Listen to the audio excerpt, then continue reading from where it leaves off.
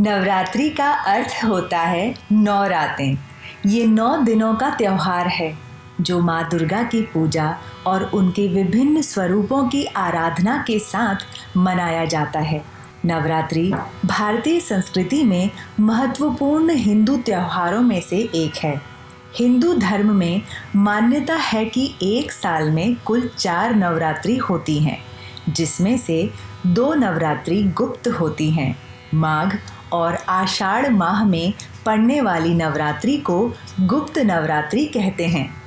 मुख्य रूप से 2 नवरात्रि, चैत्र नवरात्रि और शारदीय नवरात्रि मनाई जाती हैं।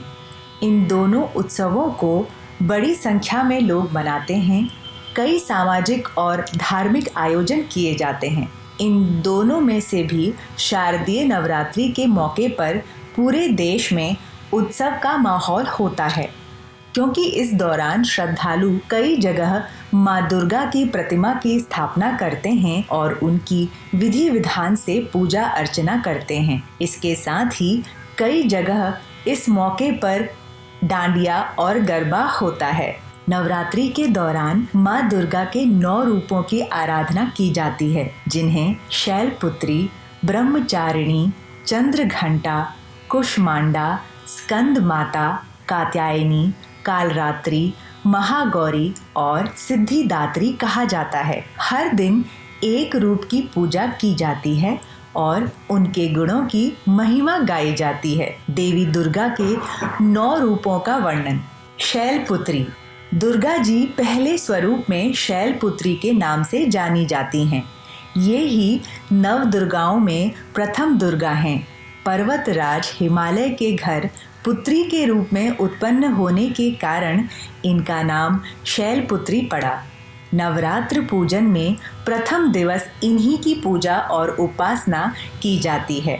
इनका वाहन वृषभ है, इसलिए यह देवी वृषारूढ़ा के नाम से भी जानी जाती हैं। इस देवी ने दाएं हाथ में त्रिशूल धारण कर रखा है और बाएं हाथ में कमल सुशोभित है। यही सती के नाम से भी जानी जाती हैं। देवी की कहानी। एक बार जब सती के पिता प्रजापति दक्ष ने यज्ञ किया तो इसमें सारे देवताओं को निमंत्रित किया, पर अपने दामाद भगवान शंकर को नहीं। सती अपने पिता के यज्ञ में जाने के लिए विकल हो उठी। शंकर जी ने कहा कि सारे देवताओं को निमंत्रित किया गया है, लेकिन उन्हें नहीं। ऐसे में वहां जाना उचित नहीं है। परंतु सती संतुष्ट नहीं हुई। सती का प्रबल आग्रह देखकर शंकर जी ने उन्हें यज्ञ में जाने की अनुमति दे दी। सती जब घर पहुंची तो सिर्फ माँ ने ही उन्हें स्नेह दिया। बहनों की बातों में व्यंग और उपहास के भाव थे। भगवान शंकर के प्रति भी तिरस्कार का भाव था। दक्ष ने भी उनके प्रति अपमानजनक वचन कहे। इससे सती को क्लेश पहुंचा। वे अपने पति का यह अपमान न सह सकीं और योगाग्नि द्वारा अपने आप को जलाकर भस्म कर लिया। इस दारुण दुख से व्यथित होकर शंकर भगवान ने तांडव करते हुए उस यज्ञ का विध्वंस करा दिया। यही सती अगले जन्म में शैलराज हिमालय की पुत्री के रूप में जन्मी और शैलपुत्री कहलाईं। शैलपुत्री का विवाह भी फिर से भगवान शंकर से हुआ। शैलपुत्री शिव की अर्धांगिनी बनी। इनका महत्व और शक्ति अनंत है।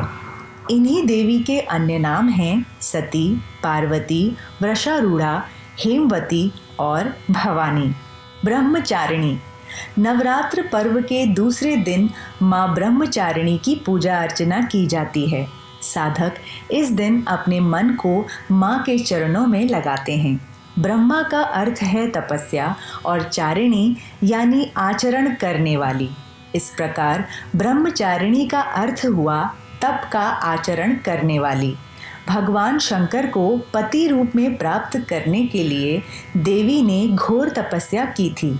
इस कठिन तपस्या के कारण इस देवी को तपश्चारिणी अर्थात ब्रह्मचारिणी नाम से अभिहित किया गया है। कहते हैं माँ ब्रह्मचारिणी देवी की कृपा से सर्व सिद्धि प्राप्त होती है। दुर्गा पूजा के दूसरे दिन देवी के इसी स्वरूप की उपासना की जाती है। इस देवी की कथा का सार ये है कि जीवन के कठिन संघर्षों में भी मन विचलित नहीं होना चाहिए। देवी की कहानी। पूर्व जन्म में इस देवी ने हिमालय के घर पुत्री रूप में जन्म लिया था और नारद जी के उपदेश से भगवान शंकर जी को पति रूप में प्राप्त करने के लिए घोर तपस्या की थी।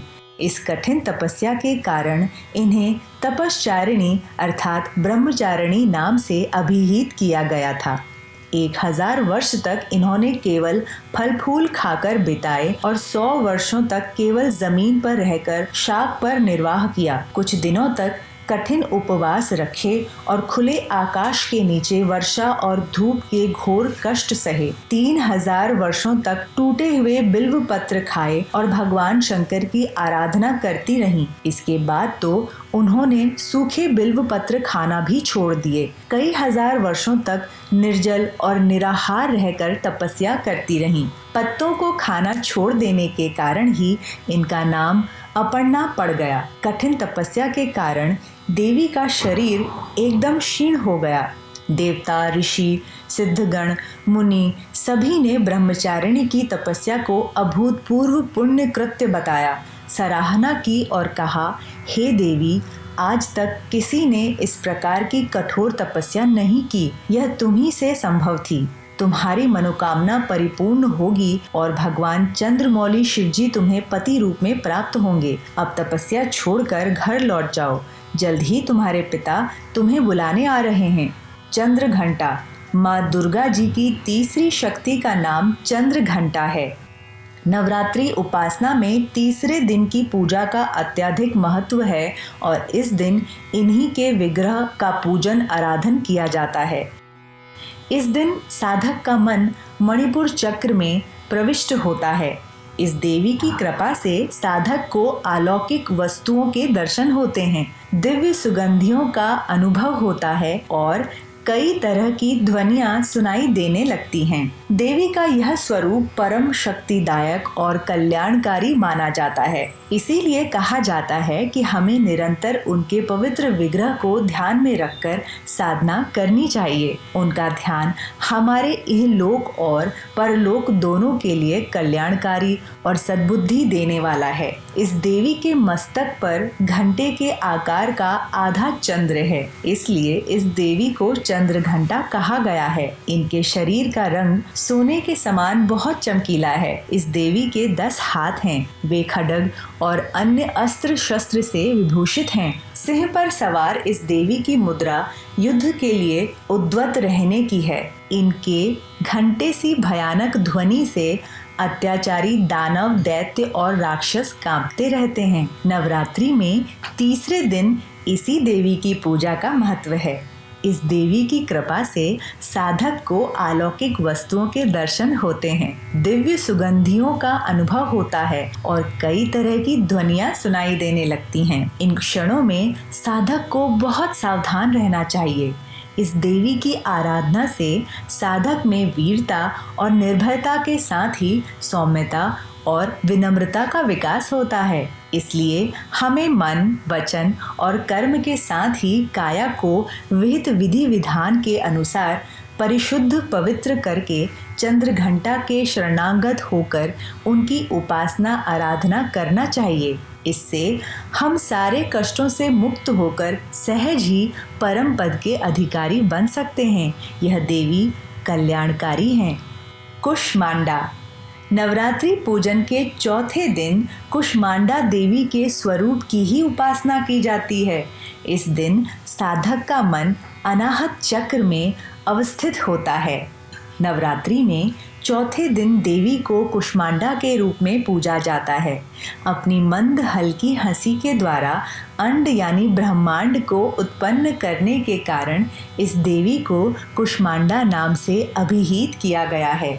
जब सृष्टि नहीं थी, चारों तरफ अंधकार ही अंधकार था, तब इसी देवी ने अपने ईशत हास्य से ब्रह्मांड की रचना की थी। इसीलिए इसे सृष्टि की आदि स्वरूपा या आदि शक्ति कहा गया है। इस देवी की 8 भुजाएं हैं, इसलिए अष्टभुजा कहलाईं। इनके 7 हाथों में क्रमशः कमंडल, धनुष, बाण, कमल पुष्प, अमृतपूर्ण कलश, चक्र तथा गदा हैं। 8वें हाथ में सभी सिद्धियों और निधियों को देने वाली जपमाला है। इस देवी का वाहन सिंह है और इन्हें कुम्हंडे की बलि प्रिय है। संस्कृत में कुम्हंडे को कुष्मांड कहते हैं, इसीलिए इस देवी को कुष्मांडा। इस देवी का वास सूर्य मंडल के भीतर लोक में है। सूर्यलोक में रहने की शक्ति क्षमता केवल इन्हीं में है, इसीलिए इनके शरीर की कांति और प्रभा सूर्य की भांति ही दैदीप्यमान है। इनके ही तेज से 10 दिशाएं आलोकित हैं। ब्रह्मांड की सभी वस्तुओं और प्राणियों में इन्हीं का तेज व्याप्त है। अचंचल और पवित्र मन से नवरात्रि के चौथे दिन इस देवी की पूजा आराधना करनी चाहिए। इससे भक्तों के रोगों और शोकों का नाश होता है तथा आयु, यश, बल और आरोग्य प्राप्त होता है। यह देवी अत्यल्प सेवा और भक्ति से ही प्रसन्न होकर आशीर्वाद देती हैं। सच्चे मन से पूजा करने वाले को सुगमता से परम पद प्राप्त होता है। विधि विधान से पूजा करने पर भक्त को कम समय में ही कृपा का सूक्ष्म भाव अनुभव होने लगता है। यह देवी आंधियों व्याधियों से मुक्त करती हैं और भक्तों को सुख, समृद्धि और उन्नति प्रदान करती हैं।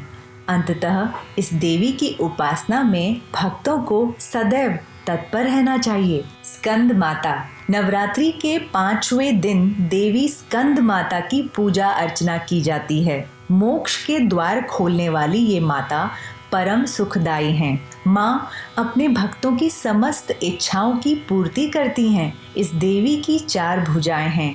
इनके विग्रह में भगवान स्कंद बाल रूप में इनकी गोद में विराजित हैं। नीचे वाली भुजा में कमल का पुष्प है, बाईं तरफ ऊपर वाली भुजा में वरद मुद्रा में है और नीचे वाली भुजा में कमल पुष्प है।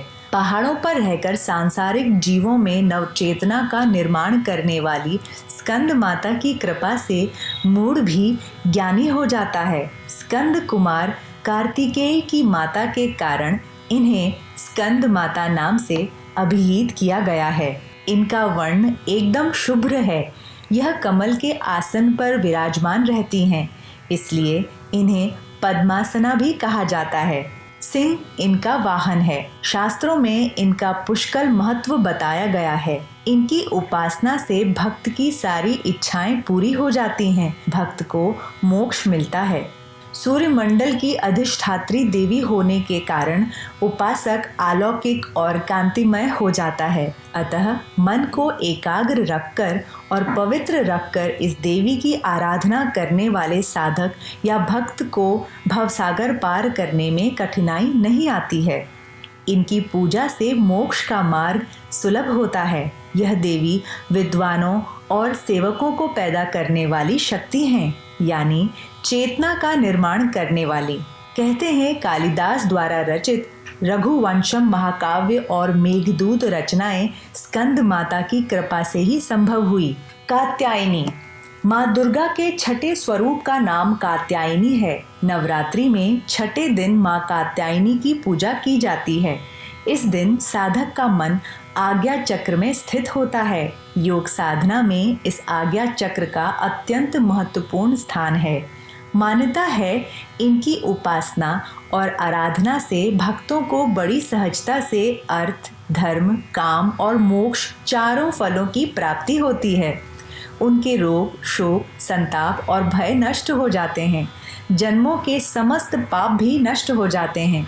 कात्य गोत्र में विश्व प्रसिद्ध महर्षि कात्यायन ने भगवती पराम्बा की उपासना की, कठिन तपस्या की। उनकी इच्छा थी कि उन्हें पुत्री प्राप्त हो और माँ भगवती ने उनके घर पुत्री के रूप में जन्म लिया, इसलिए यह देवी कात्यायनी कहलाईं। इनका गुण शोध कार्य है, इसलिए इस वैज्ञानिक युग में कात्यायनी का महत्व सर्वाधिक हो जाता है। इनकी कृपा से ही सारे कार्य पूरे हो जाते हैं। यह वैद्यनाथ नामक स्थान पर प्रकट होकर पूजी गईं। माँ कात्यायनी अमोघ फलदायिनी है। भगवान कृष्ण को पति रूप में पाने के लिए ब्रज की गोपियों ने इन्हीं की पूजा की थी। यह पूजा कालिंदी यमुना के तट पर की गई थी, इसीलिए यह ब्रज मंडल की अधिष्ठात्री देवी के रूप में प्रतिष्ठित हैं। इनका स्वरूप अत्यंत भव्य और दिव्य है। यह स्वर्ग के समान चमकीली हैं और भास्वर हैं। इनकी 4 भुजाएं हैं। दाईं तरफ का ऊपर वाला हाथ अभय मुद्रा में है तथा नीचे वाला हाथ वर मुद्रा में। माँ के बाईं तरफ के ऊपर वाले हाथ में तलवार है और नीचे वाले हाथ में कमल का फूल सुशोभित है। इनका वाहन भी सिंह है। इनकी उपासना और आराधना से भक्तों को बड़ी आसानी से अर्थ, धर्म, काम और मोक्ष 4 फलों की प्राप्ति होती है। उसके रोग, शोक, संताप और भय नष्ट हो जाते हैं। जन्मों के समस्त पाप भी नष्ट हो जाते हैं। इसीलिए कहा जाता है कि इस देवी की उपासना करने से परम पद की प्राप्ति होती है। काल रात्रि माँ दुर्गा जी की 7वीं शक्ति काल रात्रि के नाम से जानी जाती हैं। दुर्गा पूजा के 7वें दिन माँ काल रात्रि की उपासना का विधान है। इस दिन साधक का मन सहस्त्रात्र चक्र में स्थित रहता है। इसके लिए ब्रह्मांड की समस्त सिद्धियों का द्वार खुलने लगता है। कहा जाता है कि काल रात्रि की उपासना करने से ब्रह्मांड की सारी सिद्धियों के दरवाजे खुलने लगते हैं और तमाम असुरी शक्तियां उनके नाम के उच्चारण से ही भयभीत होकर दूर भागने लगती हैं। नाम से अभिव्यक्त होता है कि माँ दुर्गा की यह 7वीं शक्ति कालरात्रि के नाम से जानी जाती है, अर्थात जिनके शरीर का रंग घने अंधकार की तरह एकदम काला है। नाम से ही जाहिर है कि इनका रूप भयानक है। सिर के बाल बिखरे हुए हैं और गले में विद्युत की तरह चमकने वाली माला है। अंधकारमय स्थितियों का विनाश करने वाली शक्ति है कालरात्रि। काल से भी रक्षा करने वाली शक्ति है कालरात्रि। इस देवी के 3 नेत्र हैं। यह तीनों ही नेत्र ब्रह्मांड के समान गोल हैं। इनकी सांसों से अग्नि निकलती रहती है। यह गर्दभ की सवारी करती हैं। ऊपर उठे हुए दाहिने हाथ की वर मुद्रा भक्तों को वर देती है। दाहिनी तरफ का नीचे वाला हाथ अभय मुद्रा में है, जो संकेत देता है भक्तों हमेशा निडर निर्भय रहो। बाईं तरफ के ऊपर वाले हाथ में लोहे का कांटा तथा नीचे वाले हाथ में खड्ग है। इनका रूप भले ही भयंकर हो, परंतु ये सदैव शुभ फल देने वाली माँ हैं, इसलिए यह शुभंकरी कहलाएं। अर्थात इनसे भक्तों को किसी भी प्रकार से भयभीत या आतंकित होने की कतई आवश्यकता नहीं। इनके साक्षात्कार से भक्त पुण्य का भागी बनता है। कालरात्रि की उपासना करने से ब्रह्मांड की सारी सिद्धियों के दरवाजे खुलने लगते हैं और तमाम असुरी शक्तियाँ उनके नाम के उच्चारण से ही भयभीत होकर दूर भागने लगती हैं। इसलिए दानव, दैत्य, राक्षस और भूत प्रेत उनके स्मरण से ही भाग जाते हैं। यह ग्रह बाधाओं को भी दूर करती हैं और रात्रि भय दूर हो जाते हैं। इनकी कृपा से भक्त हर तरह के भय से मुक्त हो जाता है। महागौरी माँ दुर्गा जी की 8वीं शक्ति का नाम महागौरी है। दुर्गा पूजा के 8वें दिन महागौरी की उपासना का विधान है। नवरात्रि में 8वें दिन महागौरी शक्ति की पूजा की जाती है। नाम से प्रकट है कि इनका रूप पूर्णतः गौर वर्ण है। इनकी उपमा शंख, चंद्र और कुंद के फूल से दी गई है।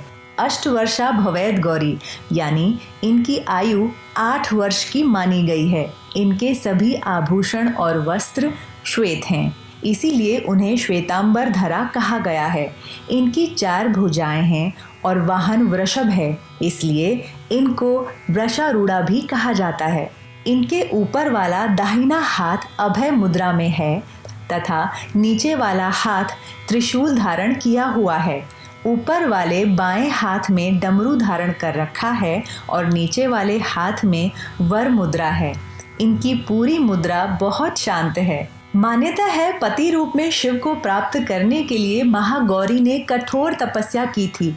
इसी कारण से इनका शरीर काला पड़ गया, परंतु तपस्या से प्रसन्न होकर भगवान शिव ने इनके शरीर को गंगा के पवित्र जल से धोकर कांतिमय बना दिया। उनका रूप गौर वर्ण का हो गया, इसीलिए यह महागौरी कहलाईं।